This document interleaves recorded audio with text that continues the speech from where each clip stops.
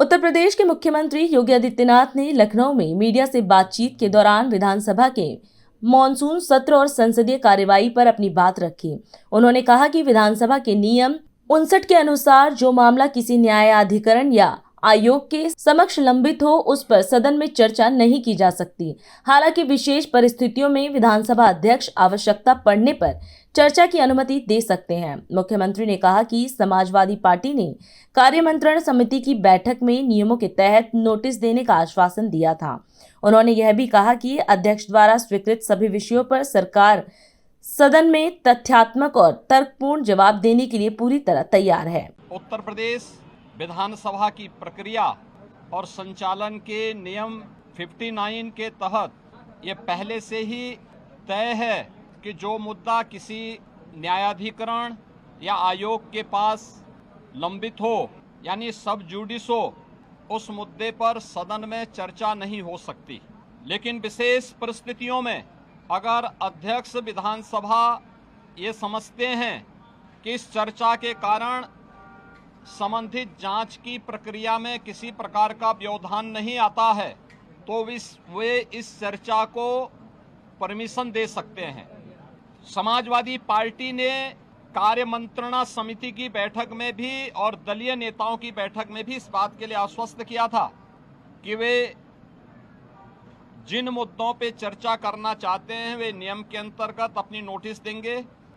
और संसदीय कार्य मंत्री ने कार्यमंत्रणा में और दलीय नेताओं की बैठक में मैंने स्वयं भी इस बात के लिए कहा था कि जो भी विषय अध्यक्ष पीठ के द्वारा स्वीकृत तो होंगे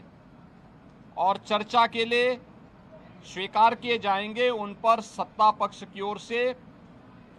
तर्कपूर्ण तरीके से उसका जवाब भी दिया जाएगा। बावजूद अयोध्या से राम जन्मभूमि से संबंधित मामले में जानते हुए कि माननीय उच्चतम न्यायालय में ये मामला लंबित है, उस पूरे प्रकरण की गंभीरता को समझते हुए भी इन्होंने न केवल आज सदन की अवमानना की है, सदन का अपमान किया है, साथ ही माननीय उच्चतम न्यायालय में लंबित और माननीय उच्चतम न्यायालय की निगरानी में चल रही उस पूरी प्रक्रिया को भी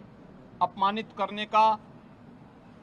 शर्मनाक प्रयास समाजवादी पार्टी के द्वारा किया गया। माननीय अध्यक्ष विधानसभा ने बार बार कहा कि हम चर्चा को स्वीकार करते हैं, अपनी बात को आप नियमों के अंतर्गत सदन के फ्लोर में रखिए, सदन में रखिए,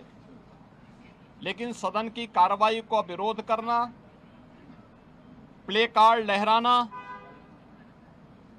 अध्यक्ष पीठ की अवमानना करते हुए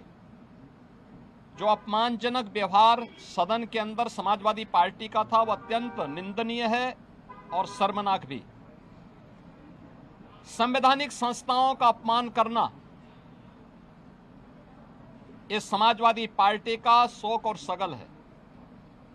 इन्होंने हमेशा से इनका लोकतांत्रिक मूल्यों पर कभी विश्वास नहीं रहा है। हम सब जानते हैं कि हल्ला बोल जिस पार्टी का मुख्य उद्देश्य रहा हो, वो लोकतांत्रिक कैसे कही जा सकती है। हल्ला बोल पर ये विश्वास करते हैं, कभी मीडिया पर हमला करते हैं,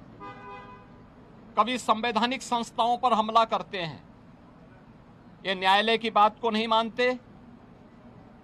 ये सदन में नियम और परनियम और परंपराओं का पालन नहीं करते, ये भारत की संवैधानिक संस्थाओं का अपमान करते हैं, कभी चुनाव आयोग का अपमान करते हैं, कभी किसी न्यायाधिकरण या न्यायालय के अधीन संचालित किसी आयोग में लंबित किसी प्रकरण में जबरन उस प्रकरण को चर्चा के लिए नहीं, लेकिन आरोप प्रत्यारोप के माध्यम से तर्कहीन मुद्दों को उठा करके इनके द्वारा माहौल में केवल नकारात्मक और भ्रामक सूचनाओं का प्रचार प्रसार करने का प्रयास होता है। समाजवादी पार्टी का और विपक्ष का यह आचरण